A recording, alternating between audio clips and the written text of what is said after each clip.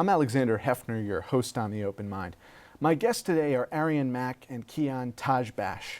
Arien Mack is a professor of psychology at the New School. She founded the new university in Exile Consortium, described as an expanding group of universities and colleges publicly committed to the belief that academic community has both the responsibility and capacity to assist persecuted and endangered scholars everywhere, and to protect the intellectual capital that is jeopardized when universities and scholars are under assault.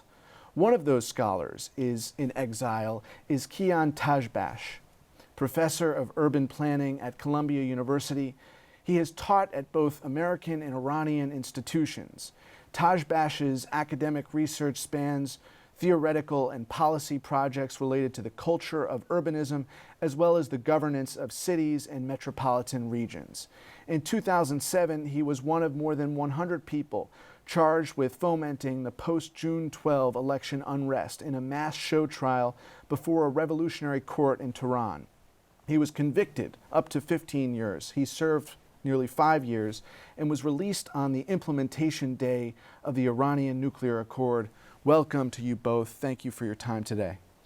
Thank you. Thank you for having us. Arien, can you tell us about the original formation of the university in Exile Consortium? Sure. Well, as some people know, but many people may not, the New School in 1933, when the first president, Alvin Johnson, was still the first president of the New School, knew and learned a great deal about the fact that Hitler was rising to power and the risk to life of Jewish academics and intellectuals was extreme. And extraordinarily, and against a great many obstacles, he initiated and started a rescue operation that brought endangered, threatened German, largely Jewish, academic social scientists to the United States, and a cadre of them were placed at the New School, which had no graduate school at that point. It was primarily a school of adult education, evening classes. And he brought them to the New School, and it enabled him to create, with kind of one fell swoop, a graduate faculty, quite distinguished, European, in the social sciences. The first year of its existence, in 1933, it was called the University in Exile. The following year, it became the Graduate Faculty of Social and Political Sciences at the New School, and more recently, its name is the New School for Social Research. That was the original University in Exile, and while only a small number of threatened academics were brought to the New School and stayed at the New School, Johnson had a great deal to do with placing the other academics who were brought to safety to the United States at other universities in the country. But he raised the money, the anti-Semitic, there was a great deal of anti-Semitism then. It was not easy for Jews, as many people know, to come to the United States. So he made this happen against great odds. Amid the suppression of intellectual life in Iran, Professor, how did you link up with Arien originally? My first academic job was at the New School, which I joined in the mid-1990s. And after a few years that I was there, and I had been working not on Iranian, I was not a professor of Iranian studies, but I became interested in doing research in Iran because of the opening up that accompanied the election of Mohammad Khatami in 1997 as president of Iran. And he initiated a very far-reaching reform movement within Iran to open Iran up both to the world and to move towards a more open society. So I met Arien at a time when we were both teaching at the New School. And in fact, I first became directly interested in going to Iran to do research because the president of the university at the time, Jonathan Fanton, had just returned from a summer trip to Iran. He had been a part of a delegation of university professors who I think had gone to Iran at the invitation of the government. And when he returned, he invited a delegation of Iranian diplomats to initiate discussions about scholarly exchange and the possibilities of expanding these kinds of university relationships.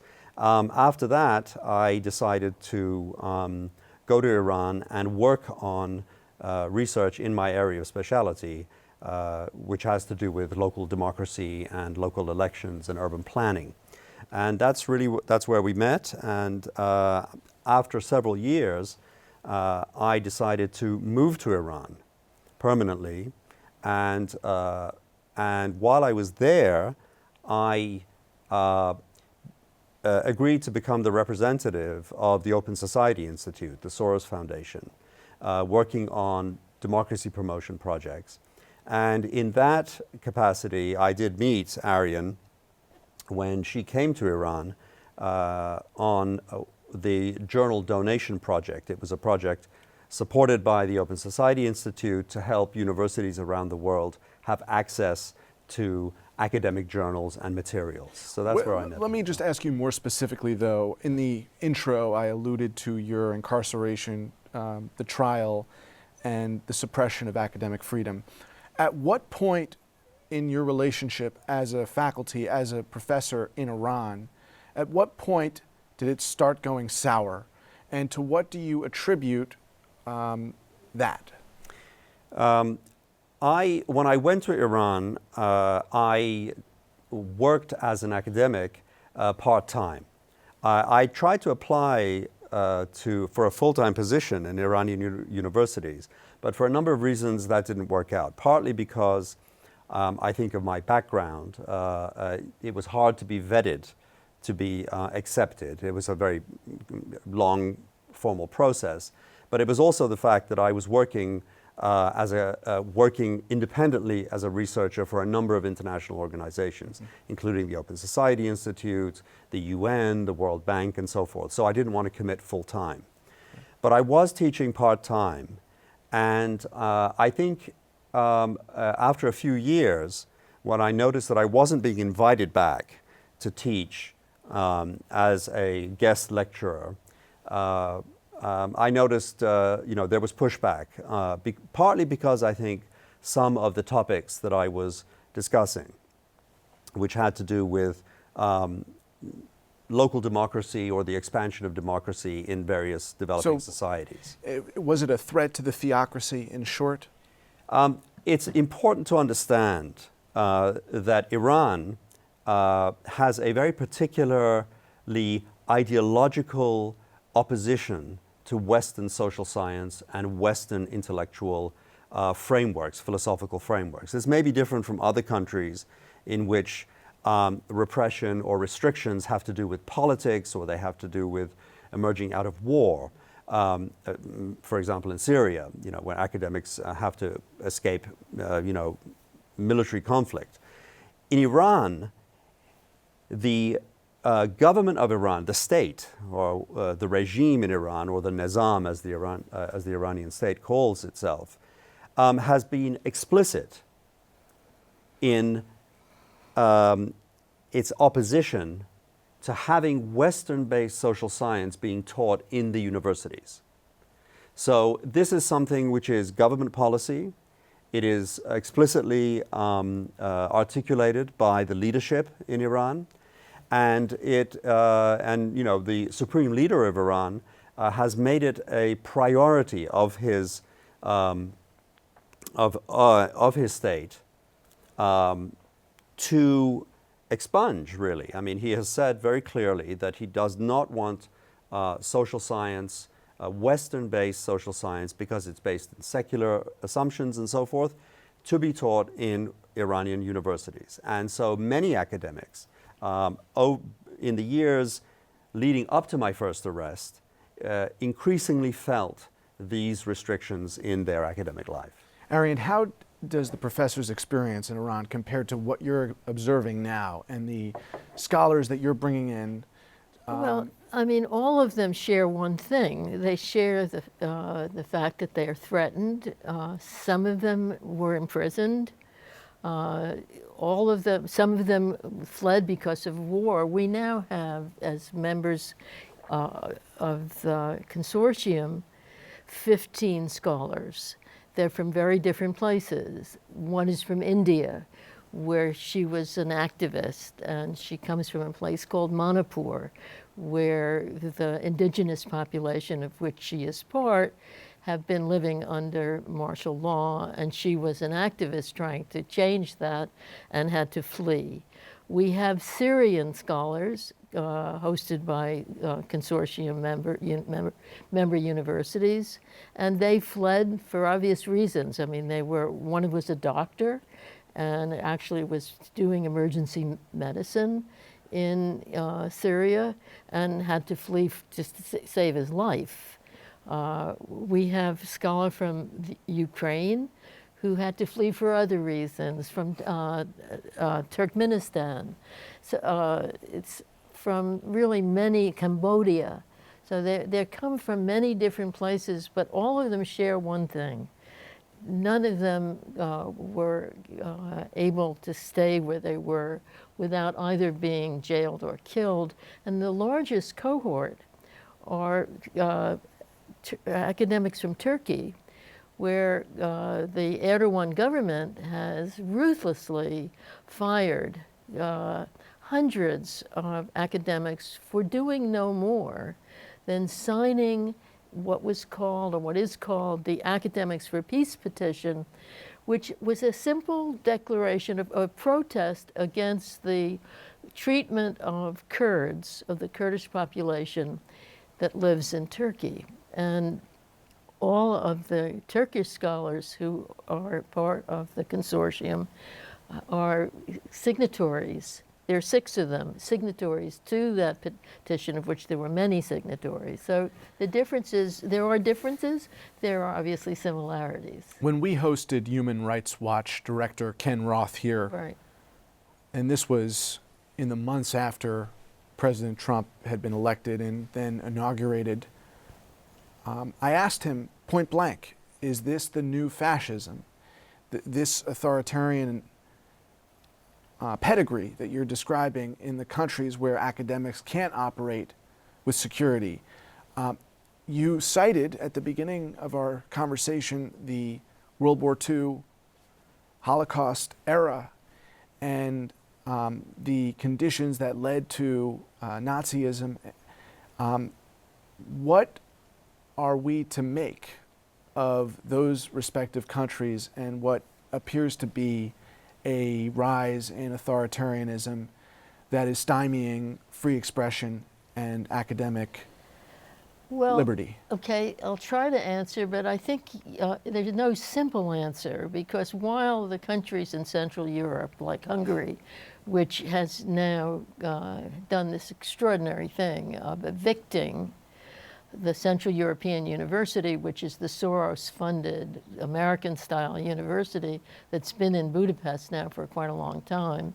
And it is a graduate school, not unlike my own at the New School. And there's obviously a huge move towards authoritarianism in Poland and in other places in East and Central Europe, and Russia for sure. But I think that's different than the scholars who are coming from Syria or from places where there is no past history of a democratic or more democratic regime. Or recent history. Even long history, Yeah. but certainly recent history. So I don't want to say that it's all due to the rise Right. of authoritarianism and populism. Sure. You identify American style, and you said something very similar, the social sciences as taught and conceived from the American perspective. That's what's frowned upon or blocked in Iran to this day, to some extent, right? Yes. Yeah. So what is this backlash that has been decades long now, this anti-enlightenment backlash? Well, how can you make sense of it today and at all conceive of a way forward where Iran in the next decade has a climate that is more conducive to academic freedom? I mean, I think it's important in the case of Iran, which I know best, to emphasize that it's fairly unique, as far as I can see, in having a somewhat principled. I mean, it's not arbitrary repression in that sense. It is principled in this sense that it is formal, articulated state policy that that the Islamic Republic of Iran sees itself as based on Islamic principles, as interpreted by the leadership, the political and the religious leadership in Iran.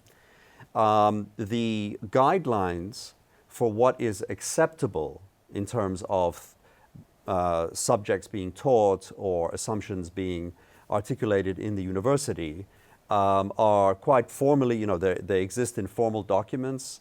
There is a Supreme Council of the Cultural Revolution, and that official body covers educational curriculum, the direction of the university. The conditions on the ground did not improve subsequent to the nuclear accord. No, they didn't. I mean, I think when we look back, I mean, the reason I went back and there was a flowering of intellectual life and academic exchange was during the period of the reform movement, in which the reformists, who are also Islamists, but they have a different interpretation of Islam, they welcomed an interchange with the Western world and with the Enlightenment thought and secular thought.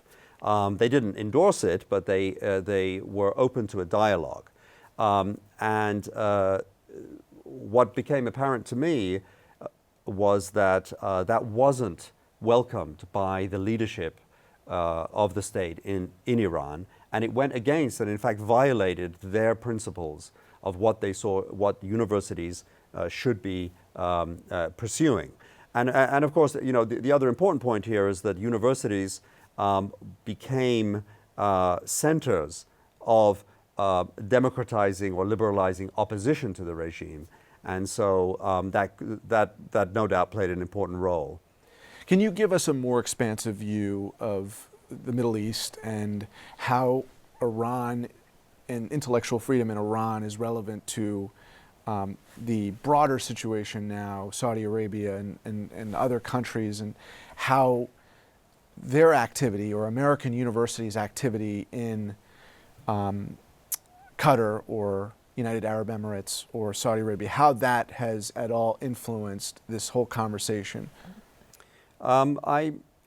I would say it hasn't influenced, I mean, the kinds of activities that American universities have in the region have not had at least they've not had a positive impact. Right. I mean, the presence, for example, of American universities in Beirut or in Cairo or now in the Gulf, these are not seen as possibilities by the Iranian leadership or the Iranian government. These are not models to be welcomed. And certainly after 2009, which was the big political crisis around the Green movement in Iran, there is much less space for. But have they improved conditions in the countries in which they're hosting? The answer is no. The idea of principled obstinance, the theocracy and imposing its will on those universities, that's not very, in my estimation, it's not so different from the Eastern European regimes that are saying we endorse the idea of illiberal democracy today. Some of them, yes, that's true. Some of them. I mean, certainly Orban, but I think also the Orban attack on CEU, on Central European University, was in part a response to George Soros and the rise of anti-Semitism in Europe, which is, I think, now receiving a great deal of coverage, and I think is real. And I mean, I think it's difficult and probably a mistake to try to explain everything everywhere with one story. Sure. So I do think that... Was there another story you want to tell about your scholars today? Well, I think, as I tried to say, first of all, let me just say who are the members of the consortium. Please. Because these were universities I give a great deal of credit to for agreeing to join an institution that before they agreed didn't exist. So when I wrote these institutions and simply wrote their presidents and invited them to join this non-existent consortium, those that said yes, and the person who said yes first of all was Lee Bollinger at Columbia, who was a supporter from the very beginning. So tell us the schools. Yeah, okay. So the current members are Arizona State University, Amherst, Barnard, Brown University, Columbia University, Connecticut College, Georgetown University, George Mason, Rutgers University, Trinity College, Wayne State, Wellesley College, University of Pittsburgh, and Yale, and of course the New School where the whole thing is based. And we expect very soon to have 2 more members. We have a verbal commitment from the president of Hunter College, and it looks very much to us like Harvard will also be joining very shortly. So out of nothing, we now have a really substantial group of universities all committed to hosting a scholar.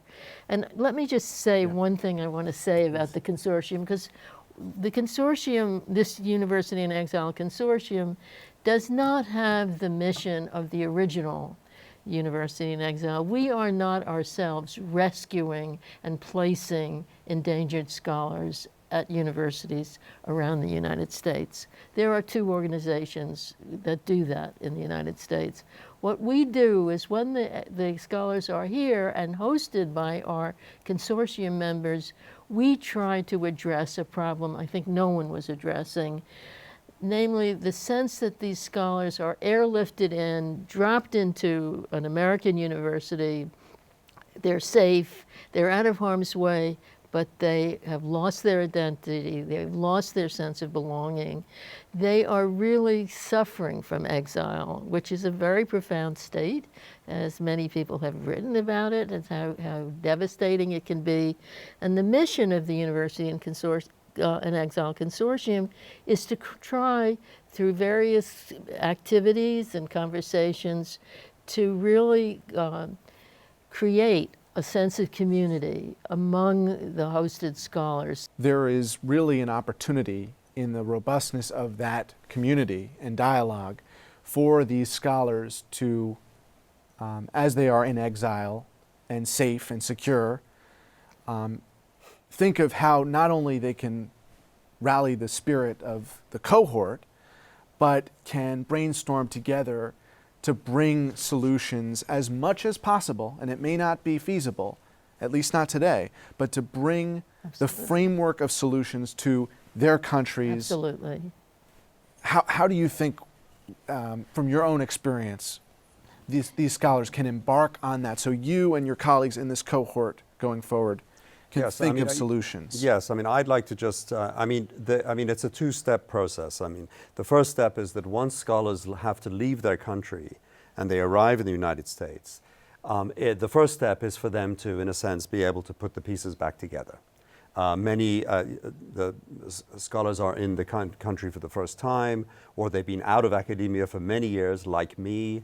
And I want to take this opportunity, of course, thanking Arien for her support for all these years. The New School had a campaign for my release and for other scholars' release, and also she mentioned President Bollinger, the president of Columbia University, was one of the first to support this initiative, and his idea is extraordinary, has been extraordinary in supporting scholars like me in giving me a space to be able to really find our feet again.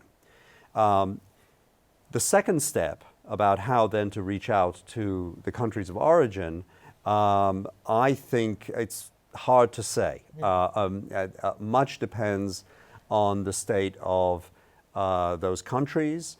Much depends on the possibilities of diplomatic relationships that allow. There are factors outside of their control. The first step is the one we're involved in now, and I think it's absolutely critical. It provides, and for me, I mean, there are many scholars who are much less integrated into the United States academic environment than I am, because I graduated from American University. I'd lived in the U.S.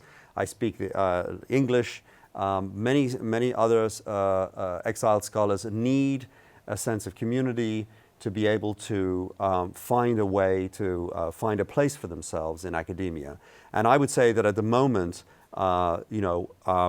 until circumstances open up in the countries of origin, the most important thing that this initiative can do is allow these scholars to do their work, remain viable as academics and researchers, and one way they can do it is to work and do research on their countries. Thank you both. Appreciate your time and your courage. Thank you. Thank you for having me. Thank you. And thanks to you in the audience. I hope you join us again next time for a thoughtful excursion into the world of ideas. Until then, keep an open mind. Please visit the Open Mind website at 13.org/openmind to view this program online or to access over 1,500 other interviews. And do check us out on Twitter and Facebook at Open Mind TV for updates on future programming.